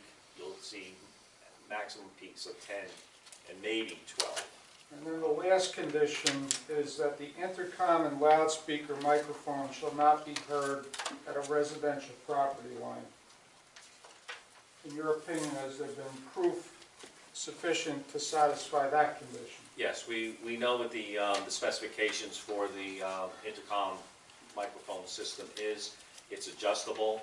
In fact, it's automatically adjustable depending upon the ambient levels. So as it gets quieter during the evening, the conversation can be, the amperage or the decibel levels are actually lowered as well. But there is a state standard, and it'll be 65 decibels at the property line. Commercial use cannot generate more than 65 decibels on a property line between 7 a.m. to 10 p.m. And the drive-through will be closed after 10 and won't open again until 8. So we need, but because at night that standard drops down to 50 decibels. So at 65 decibels, we will be very much lower than that level. We'll meet that standard. Now, there's a series of C variances that have been testified to by Mr. Bowler. In your opinion, can those variances be granted without substantial detriment to the public good? Yes, and I think Mr. Bowler gave the reasons why. For instance, for example, the parking setback variance that we're looking for, but we have a grade separation and we have a screening of that parking. But given the topography, the shape, the grades of this site, it was a difficult site to work with in terms of layout, and we're requesting those variances as a C1 variance where the shape and the topography creates a hardship to comply. But even so, we've met the intent and purposes of those requirements. So under the municipal land use law, it's your opinion as a professional planner that the board can grant these variances? Yes. And that there's sufficient competent evidence in the record to support the granting of the variances? I believe so, yes. I have no further questions. Mr. Steger, I have one question. Washington and Rutgers is a very busy intersection, and is it in your opinion that the driveway on Washington Avenue is in the best location to avoid any problems? Yes. DOT wanted 100 feet, and the only problem that they had, since we are less, we're at 78.5 feet. Would the other 22 feet make a difference? I don't believe so. It's essentially a car length, a little more than car length. But what they said was, but you're not getting the left turns out. And we said, all right, to compensate that we don't have the 100 feet, we will agree to the no left turn out. And anyone who wants to make that left-hand turn can use the farther driveway, which is 100 feet away, to make that left-hand turn. In terms with the triangle on the south driveway, does the triangle encompass any spots that would be south of that exit? Or traffic coming from the south? You're talking about parking spaces? Yeah, parking spaces. Mr. Are those Cotty's any of the asking, spaces, or are they Yeah. all in front of the store? Yeah, no, the DOT did not have an issue with that, because as you pull out, you'll be able to see beyond those cars, Yeah. because you're looking on the far side. The more critical ones would be the ones looking on your left. Right, south traffic. It's further One other away. question on the sign, what is the sign below the Walgreens sign? Is it like a message board? Yeah, it's like a message board that maybe seasonal specials or, So if you lowered that sign, that lower sign would get quite low to the ground right now. What is it at, 13 feet? 11 feet? we'd have to, I think what Mr. Stager said was if we dropped it down to 8 feet, you know, it would be at an 8 feet level, and then They it's, can't jump on it, they can certainly hit it. so the underclearance would be 8 feet, so the top would be 20 feet. More importantly, the reason is that drivers have a sight, that the store is up, nobody stops short, oh, Walgreens is here, let me turn in. Like, so I believe that's important. Yeah. That's the Even primary coming up the purpose. hill and then coming from the north, coming south on Washington Avenue, they get to know there's a Walgreens there. Correct. And the impedance that we have when we have other buildings on our approach that block that view. Yeah, I understand. And actually, the 25 feet works because this is a one-story building on that corner, and from a vantage point, you probably would be able to see that sign over the building. So if we go down to 20 feet, I think we're going to lose some of that visibility. Mr. Walsh? It's not really a question on your report, but in your discussions with the DOT, was any mention made about starting last year, they were studying the reconfiguration of Washington Avenue to even include a bicycle lane across there? I'm just wondering if that ever came up in the discussions, because they were going to reconfigure it before they repave it. I was gonna bring that up also, that the DOT, they started to do the survey work on Route 7, so they are moving forward with, there was supposed to be a roadway diet or something for Washington Avenue, so when you do talk to them, you should find out what they have planned. I haven't seen, they had like 3 or 4 different scenarios for Washington Avenue, 1 lane, bicycle lane, that's all. Yeah, It's bicycle important to lane, your application. Yeah. Left lane only, both ways in the middle, or the different configurations.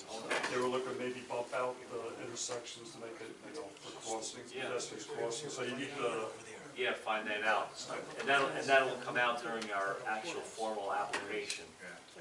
Our focus was with the access people about the driveways and their location. When we finally make the application, which we're real close, we're gonna make it another week or 2.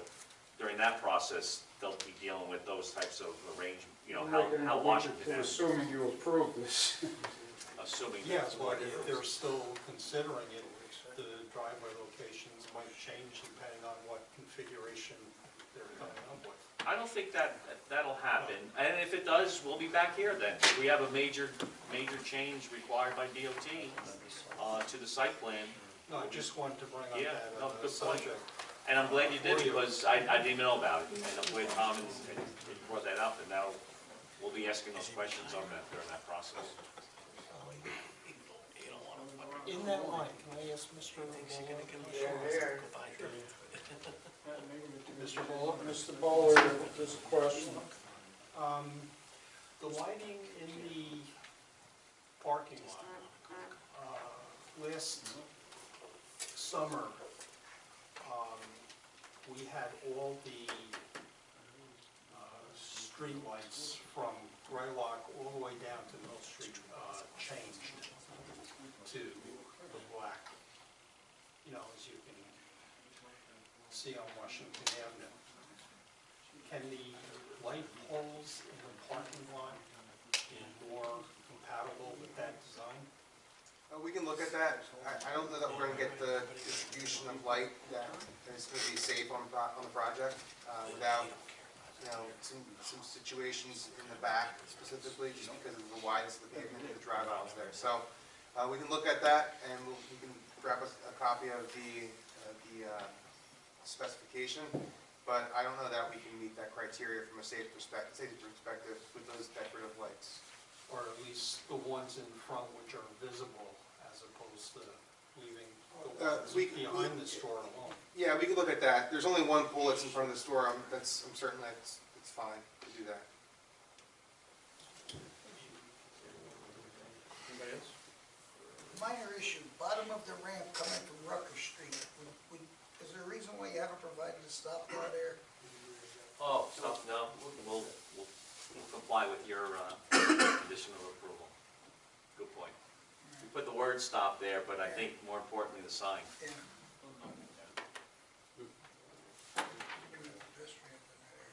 Yeah. Any other questions?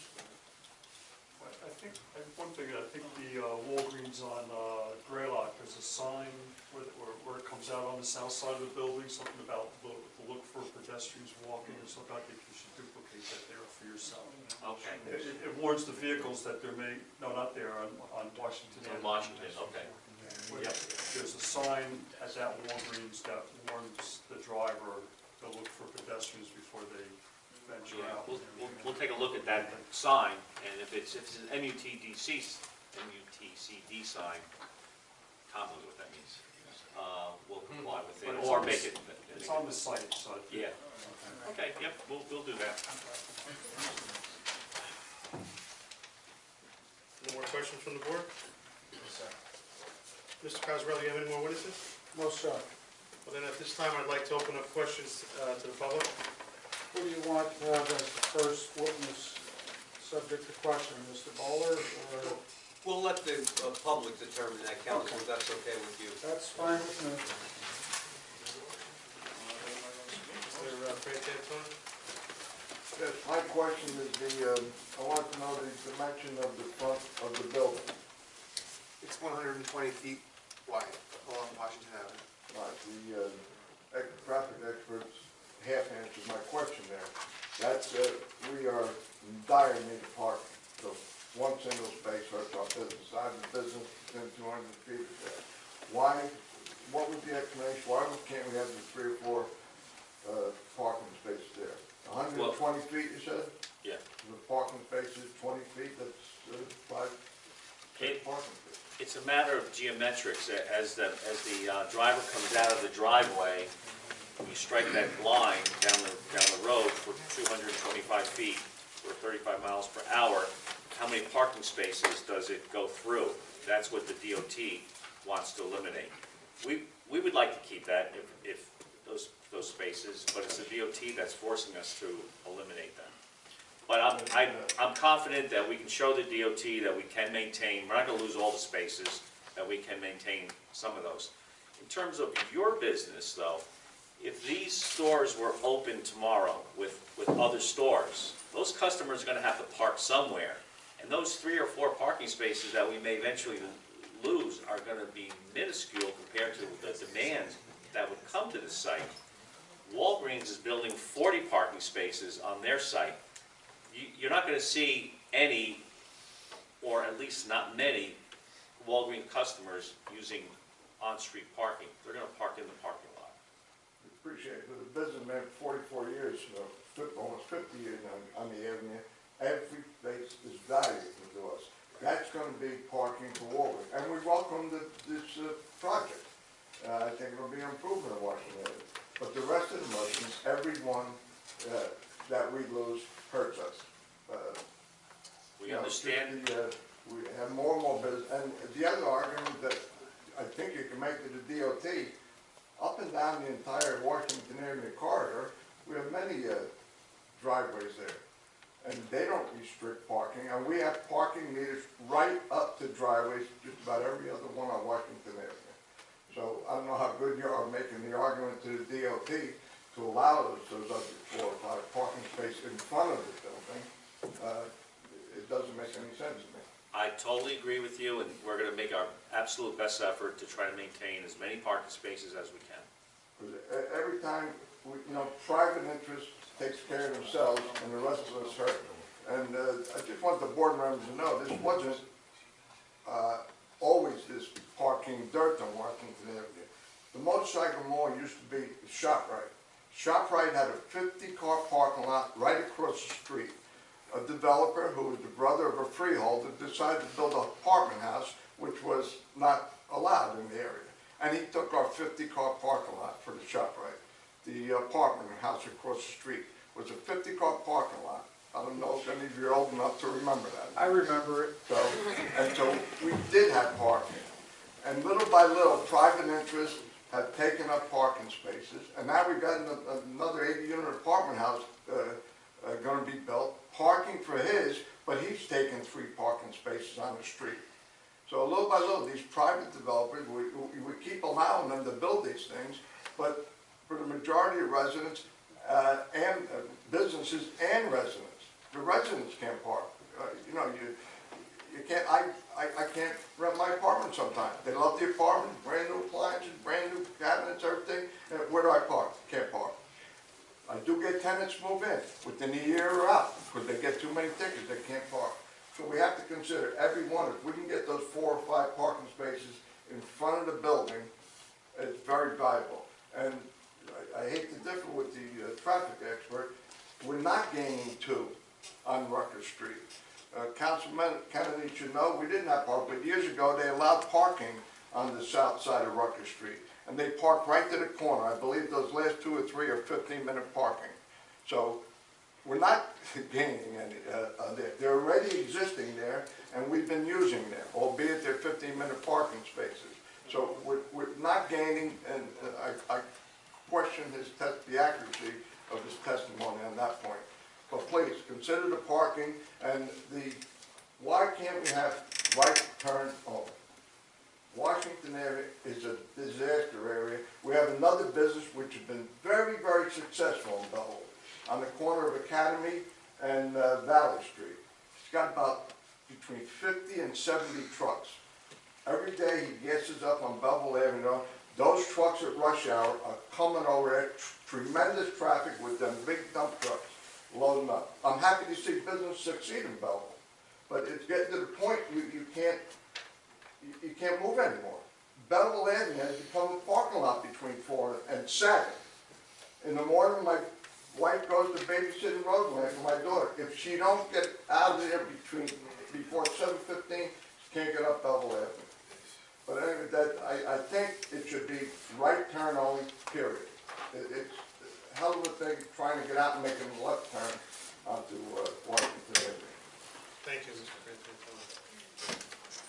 Vic? Vic Mafucci, just a couple of questions. The pharmacy inside, would that be open 24 hours? No, it's shut down with a drive-through as well, so again, 8 AM to 10 PM. You mentioned about picking up the trash. There was no mention of recycling. So recycling is store specific, but they typically do, it depends on the private hauler, what they request. So they do recycling, it just depends how they dispose of it, whether it's recycling separate or it's a mixed dumpster. Town ordinances says separate. Private companies they do their own thing. They can come in. The bulk of their garbage will be cardboard boxes. Yes, Which can be recycled. agreed. Okay. The lower part of the pylon sign, I think the one up by Graylock, it does flash their sales, and I guess it's on a loop that it keeps changing. And that would also stay lit 24/7? Yes, with the sign.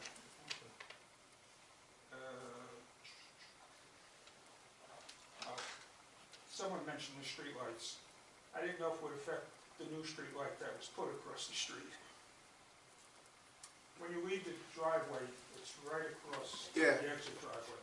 We'll look at that, and if we do have to move that streetlight that was installed, we'll do that as part of our application to avoid our driveway. Okay, and the southern egress only driveway, is that where the current driveway is? Plus or minus, yeah. Approximately. Current driveway is a little bit wider, where because of the width it's a little bit smaller. But is it a totally separate location? I mean, No, this is it's just, instead of being 12 feet proposed, it's 15 feet existing. Okay. The delivery of supplies, you had mentioned late morning delivery. By that, I don't know if you mean 10 a.m. or 4 a.m. Oh, sorry, that's a good question. It'd be like 10 a.m. So, daytime hours.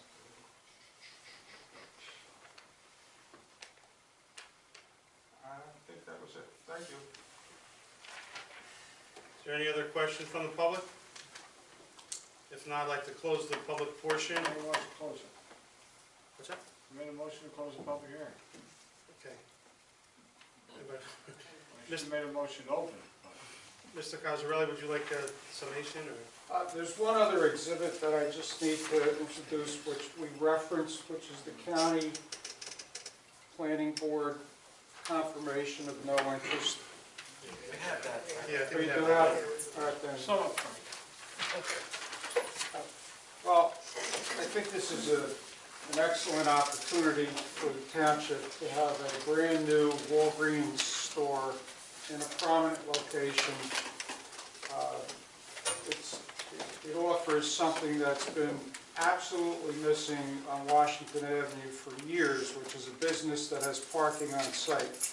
The only other place that had that was the old Acme store, which became Mascara Music, which became Walgreens, which Home liquors.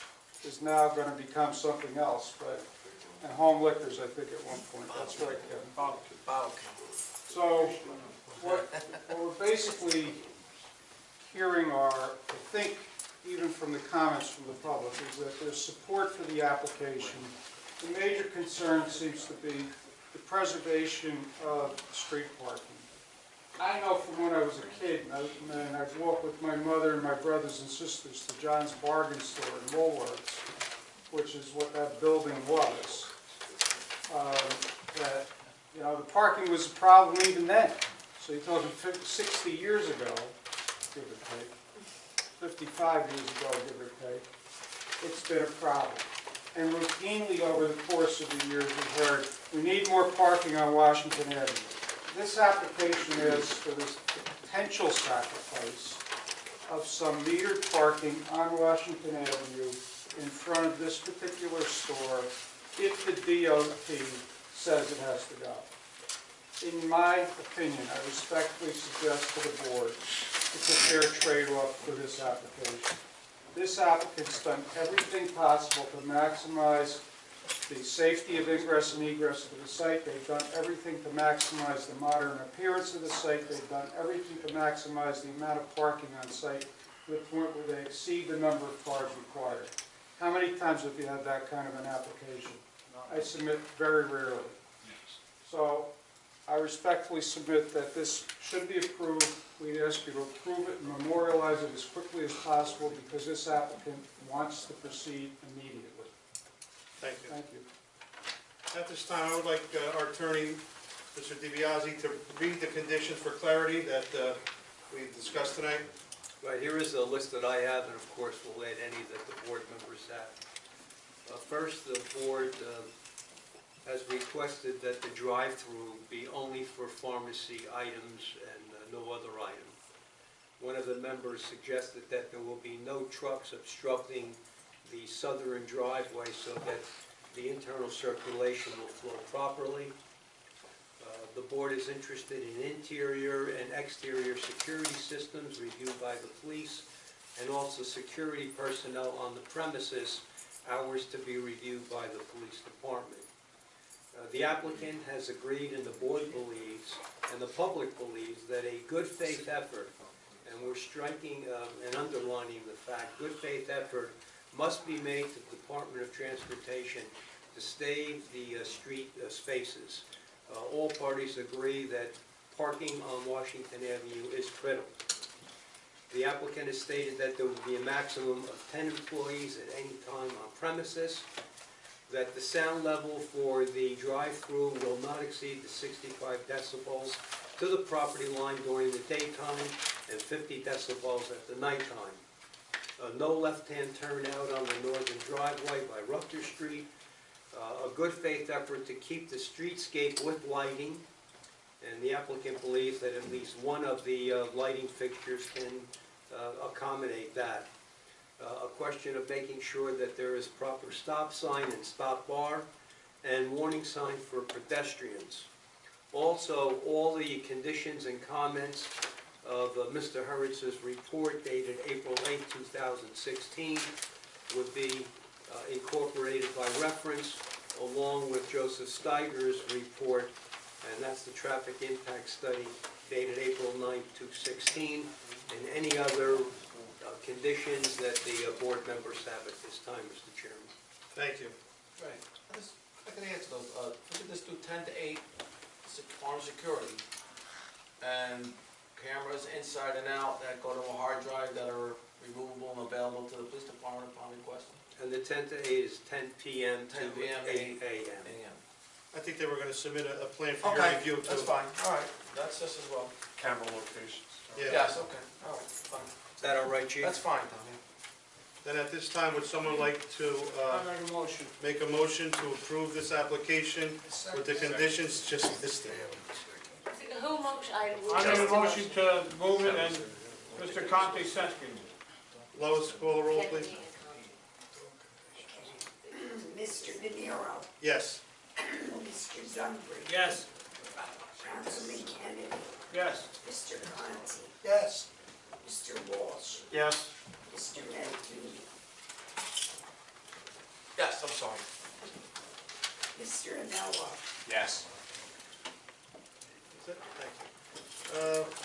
Well, at this time, motion to adjourn? Thank you very much. Could I ask, council, if we could get this memorialized at your next regular meeting? Yeah, what we'll do on this, Counselor, is that to make sure that both sides are happy, you and I will actually work on this. Thank you very much. The meeting is adjourned.